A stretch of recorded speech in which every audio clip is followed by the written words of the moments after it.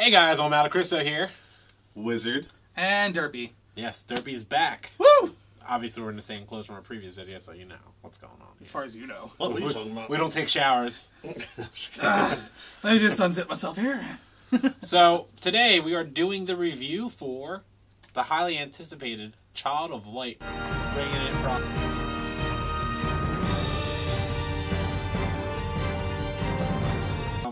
Ubisoft, the god of games lately. Yeah, really. And from their little other studio known In Montreal. In Montreal. Yeah, Montreal. The UbiArt. Ubisoft Montreal also did Assassin's Creed for the most part. UbiArt, they did the two Rayman games, which are phenomenal. Mm-hmm. Now they bring us their next piece of magic, Child of Light.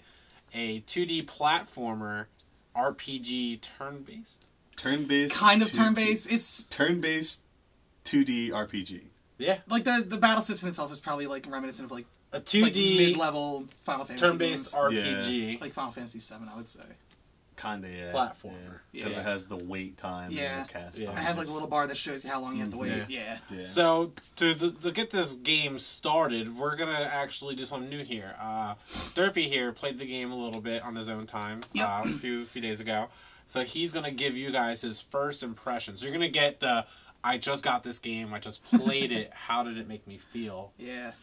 Then we're going to break down to you the official review. Actual game itself, because they've beaten it apparently. Yeah, so I run a YouTube channel where I play games and act like an idiot for the most part, and when I talk to these guys about joining the show, they're like, "Oh, well, what game do you want to play?" I'm like, "Oh, I guess I'll do Child of Light. That's more my style." And I had pre-bought it on Steam, which means I got the bonuses for it and all that. Mm-hmm. Which was like the extra outfit for Aurora and some extra oculi, which are basically just precious gems that you can use to upgrade your weapons and all. And I gotta say, when I first played it, like the art style is the first thing that caught my eye, because I was just like, this game looks immaculate. It really does. It's like a cell shaded, half CG, half storybook feel to it, and I love it. I only got past the first chapter when I played. But, like, the only real issue I had with it was that Aurora moves extremely slow when she's running. But I just chalked it up as, like, a hardware issue with my computer, because she ran a little faster once I stopped using fraps on it for, like, 5 minutes. But, yeah, I had a lot of fun with what I've played so far. I like the battle system. It kind of brings back, like, an old-school Final Fantasy feel to it. Like, mostly, what would you... Like, what? Final Fantasy VII, right? Like, around that era? Roundabout, yeah. Roundabout Final Fantasy VII. And the fact that you get this little... They call it a firefly. I am adamantly saying that it's a floating onion, because that's exactly what it looks like. It looks like a floating blue turd. It's a floating blue onion that glows. It almost looks like one of those, what are they called? The will-o-wisps. Almost. Yeah, the will-o-wisp, yeah. But, I like what they did with that, because you can move them separately, and you can use the onion. His name is Igniculus, I believe. Igniculus, yeah. Yeah. You can use him, and you can get open chests that are not accessible to Aurora at the time, or you can use them to blind your opponents mid-battle, so it slows down their little... Which is really good. Yeah, it's very useful. So would this be a game you would buy and keep playing? Oh, definitely. I plan on finishing this for my channel. There we go. Yeah. And would you recommend it to people that aren't into RPGs? That's the question of the day. Turn-based RPGs. Turn-based RPGs, if they're not into that, but they are into RPGs, stuff like Skyrim or Fallout and all that, I would say, yeah, try out a new style for RPGs. But if it's for people who don't normally play RPGs, they might be a little turned off by it, because it looks like really kid-ish, in a sense. It really isn't. When I described this game to a few people, I'm like, oh, you're like this chick who gets like... It's like a fairy. Because when you're looking at the game before it came out, you didn't know what you're actually going to play. Yeah, that's exactly how So when I described it to them, they were like, what? And I'm like, it's a turn-based RPG. And they're like, and I'm like, just watch the video for the game. And then you watch it, and you're like, wow, I see what you mean. Like, it has this, like, unique look, but it's off-putting. It could be off-putting to some people. Yeah. But when you actually sit there and play it, you're like... it puts you in there. It immerses you pretty well. Yeah, it's well done. Yeah. So, this game just came out. What? A week ago? No, a couple of days ago, actually. It was a Thursday. Last Wednesday. So a little less than a week. Yeah. Like we said, it's a 2D platformer. Mixes with turn-based RPG elements. It's RPG in its core, actually, but... RPG platformer at its core, yeah. And now, unlike some RPGs where you're running around, all of a sudden, random battle. Yeah. You actually see where the enemies are, and you have the option to not even fight them with Nicholas, the flying onion. Yeah. Thank you. You can blind them so you can get past them. I mean, honestly, I fought every enemy in the game just because you gotta want to level up. But for people that are like, I just want to get the story and not play, you can skip most of the battles, but then you'll die at the boss. Yeah, the boss will just take your face and just... Oh yeah, just grind it, man. Grind it real hard. Yeah, you'll see how much fun I had with it when I upload my video, probably sometime later today or something later the week. 2014. Year of the turn-based. Oh, definitely. Hands down, 2014. You had South Park, Stick of Truth. Good game. I also Bravely Default. Bravely Default. I mean, and that was a unique, again, turn-based RPG. They did some new things in there. Yeah. Crazy. But I have to say, Child Light definitely made some bigger, different moves than the previous two. It's... Bravely Default has some new stuff in it, but it was still, you can play any turn-based game and know how to play that game. This one... There's a lot of little things, like being able to use it. In Nicholas, you can use them in battle with the third stick, and if you gotta be very careful. Alright, okay. Like Nicholas? No! Yeah. What did I say? Nothing, keep going. Keep going. You're fine, keep going, I promise. I've been drinking, alright? So, you can basically put them over the enemies, so like their attack speed is faster, so they'll attack first. So you blind them, they'll slow down, and you catch up ahead, attack first. Which is clutch for a lot of the fights, because if you have that hit that'll kill them, and they'll have that hit that'll kill you, but you can get there first, win-win. Either that or it'll delay them enough so you get your hit off first on them and it'll interrupt them when they're in the casting zone. Yeah, and interrupting is probably one of the most fun things because they'll be like right behind you to attack. Yeah. And then you hit them, and then they're like back to the end. Back. From what I've seen when you guys were playing earlier, when you interrupt someone though, they actually move up the bar faster. A little bit faster. Yeah. Sometimes. It depends on the character, because not everybody reacts the same. Just like some people like react to certain attacks, like being interrupted, they'll counterattack. And it depends what attack they're doing. Like that one boss battle you did where he kept counterattacking all your magic hits. I had an enemy one time where they were at the attack bar. They just hit it, and it literally teleported them to the end. Like their attack was so it must have been an instant ability. Yeah, because there are instant ones, and I was just like, short, I was like, oh no! I was like, you son of a gun! Gee willikers, spider! Oh god!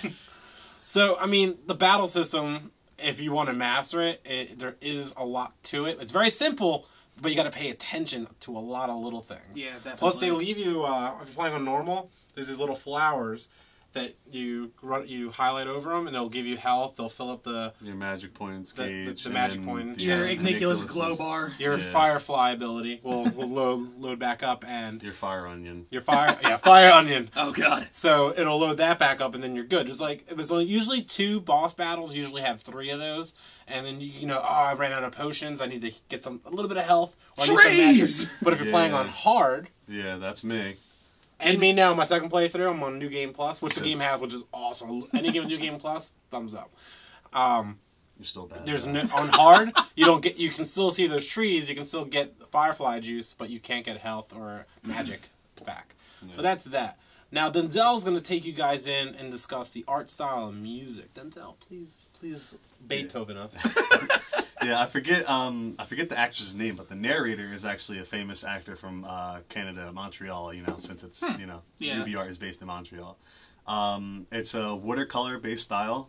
You can kind of tell because it's all watercolor. Like as soon as you see it, it's watercolor like paint all the way. Yeah.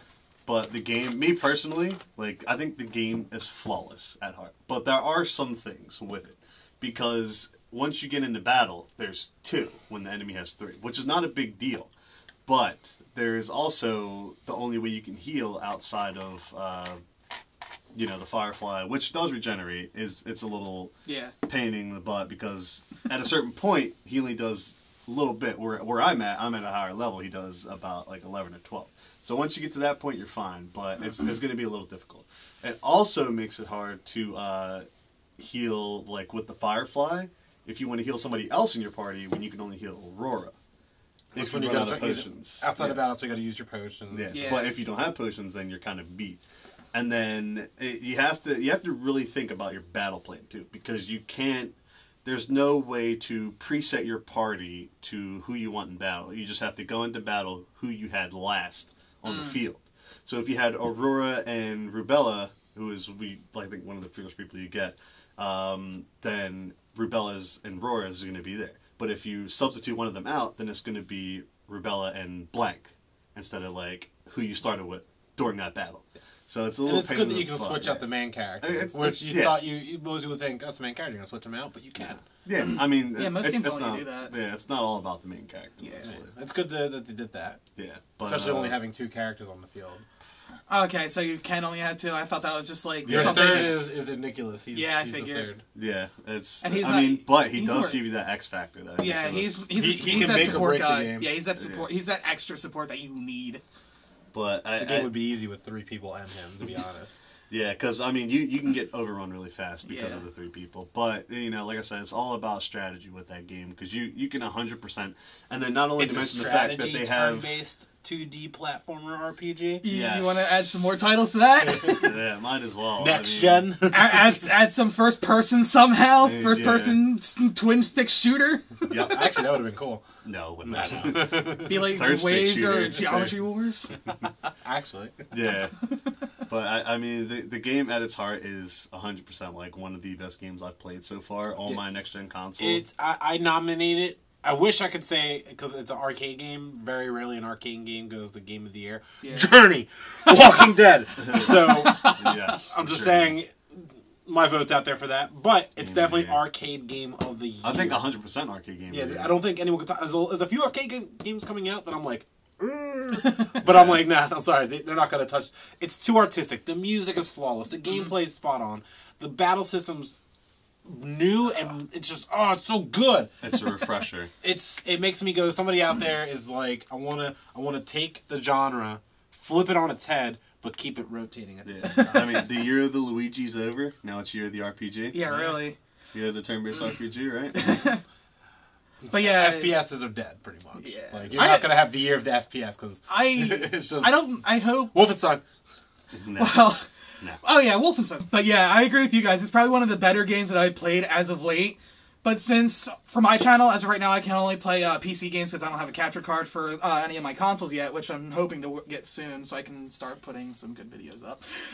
It's definitely one of the better PC games that I've played. The other one would have to probably be Stick of Truth because that game's just hilarious. Mm-hmm. I heard the game. I heard it was a different RPG too, like the way. Yeah. If anything, it looked similar to how the fight system was in this. Where actually, yeah, it did with the bubbles. Yeah. In front of your character, that's almost exactly what it looked like. And except it wasn't like a sub thing too. Like, yeah, it was different. And the cool thing about the South Park game is that the show now it's actually done through Maya. So they use a computer program to still make it look like it's cutout style. Yeah. And they use Maya to make the game, so it feels exactly like an episode of South Park. Basically, but we're not doing South Park. We're doing Child of Light. I was like, so wait, we were doing the South Park review now? We're doing Child of Light. Anyway, but yeah, I agree with these guys. It's probably one of the best games I've played as of late. Definitely one of the better turn-based RPGs I've played in a long time, other than Bravely Default, which in itself is like a spiritual successor to like the Final Fantasy. It was supposed to be a Final Fantasy sequel. It was supposed to be Crystal Chronicles sequel, yeah. Notice how he didn't say anything about Lightning Returns? Until just now. It's not turn-based, bro.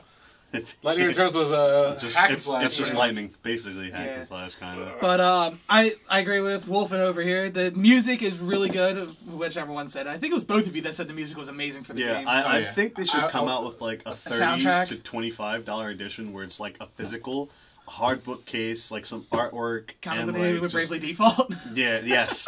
And this then might like, be a little just unprofessional, but I'm seeing that there's a Child of Light soundtrack on iTunes right now. There probably is. They have the Pokemon Black and White and X and Y soundtracks they too. do because they have all the Rayman soundtracks on there. Like they had the Rayman Legends soundtrack, which was actually pretty good too. Sometimes they don't have it right away. So, all right. So the Child of Light soundtrack is available for purchase in the iTunes store for how much? $9.99. $10. That's not bad. How many songs? 18? Oh, 10 would have been good. But how long are they each? Probably about 2-3 minutes each. 2 to 3. There's a minute and 31. There's a 46. A 4.5 minute. 2 4. It's probably at least a 40. Looks like a 40-minute soundtrack. Yeah, like a standard, soundtrack, studio release soundtrack. And the game, there's they replay some of the songs because it's the battle music or it's the area music, so that makes sense.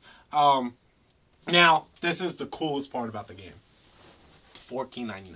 Yeah, definitely. Yes. $14.99 as fuck. Yeah. For a Game of the Year nominee? Yeah, really. I thought it was going to be a $20 game. That's what I was expecting when they wanted me to. Like they could have probably been like $25, and I'd have been like, "There you go." Here. Just you want my wallet too? Please. One of the just take it. Just take it. It's $15. One of the downsides. One of the downsides was they came out with a DLC character. It's only $2. Yeah. It's only $2, but $3. Or $3, $2.99. $3. I got him. He was the golden class. Really good. I'm glad I got him. But it's just like, come on, like, I thought we were past this.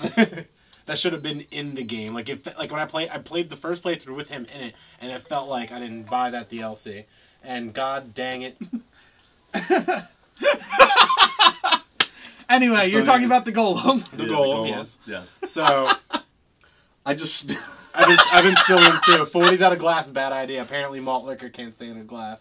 Can I just Hooray for being a minor at this point. You know what? I give this game a 9.5. I'm not going to pop my 10 cherry on this just yet. I'm not. I refuse. Because the game is absolutely perfect. Flawless game. But it does have its setbacks. Which are? Why is it a 9.5 and not a 10? What's separated? Yeah, what's your list of setbacks for it? I already listed mine. It's just mainly the slow movement as of right now. I want to cover your ears because it's a potential spoiler. Yep. Okay. So. Earmuffs. Yeah.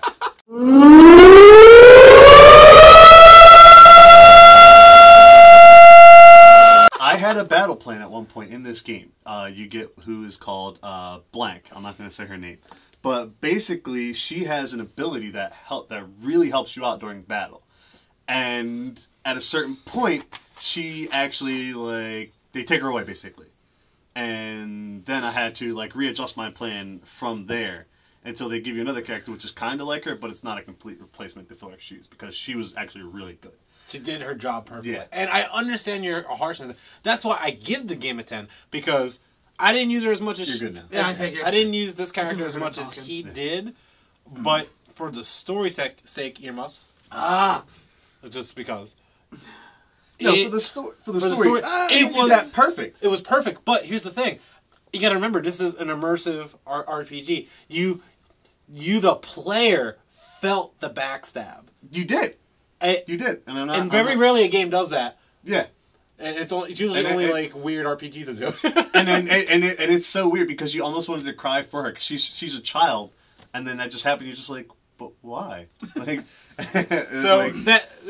I see his 9.5, but it's not just that though. There's other things. But I hope that'll be in the ring. I hope if I do this, a seal of approval pops up. Yeah. Because I give this game a perfect 10. Reasons: I give it a 10 because the art style is amazing. I love platformers. I love turn-based I love RPGs, but I love turn-based RPGs because they're a challenge. The art style, the gameplay, they took risks and they worked. The price, the 15 hours. It took me 14 hours to beat the game. They said I missed a side quest. Yeah. That probably would have taken me an hour to do because I had to travel all over the world and I didn't feel like doing it. New Game Plus.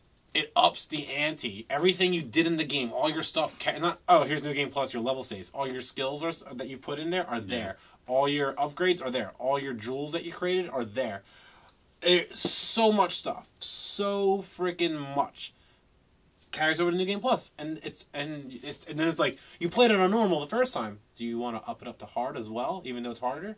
So it was nice to actually see a game that does it. Some games are just like you're playing it on normal, now it's normal hard. Yeah. They gave that option, and then it's just beautiful. This game, buy it right now. As you're right now, I love this game so much. I'm purchasing the soundtrack. Yeah, he actually did purchase it right then. No. He's about to. Can now connect to iTunes Store. Screw it. Hold on. I can't lead this review. And for my review, now it's not letting me buy it. Look, the thing's gone. It's like nope. And now for my review, I'll check my scouter. I'm gonna have to go probably with a 9.5 as a tentative score right now because I'm not that far into it. First impression score is a 9.5. Yes. No, you'll give it a 10 though. If he's giving a 9.5 now, he's giving. I said, RPGs and platformers are my forte, so I can kind of appreciate it a little bit more. Yeah. And I agree, the art style is beautiful, the music is amazing. I like the battle system so far. I can't wait to meet Rubella. Rubella, yeah. And Ruby. And I just like the fact that our little floaty, glowing onion friend can help in battle. But yeah, 9.5 is a tentative score. Definitely. Now, Probably at the end of my gameplay for it, I'll probably give a full score for it, just in memory of this. Yeah. Now, thank you guys for watching. This may have felt like a little sloppy review at times, but we are trying new things for you. So leave some comments down below. Tell us how you felt. Yeah. Tell us how we can improve for you guys. Exactly. Also, don't forget to like and subscribe as well, and then check out my channel, Derpy Plays Games and stuff on YouTube. I try to upload videos every day, but unforeseen circumstances, I might not. My major video series right now is Stick of Truth, where I'm up to about like 26 episodes at this point. I just released a Turbo Dismount video. I'm probably going to release my Child of Light video soon. I also have a Facebook page, just Derpflosion. I'll make sure they put the link in the description for you guys. Yeah. Alright guys, Omel out. Was it out? Derp out!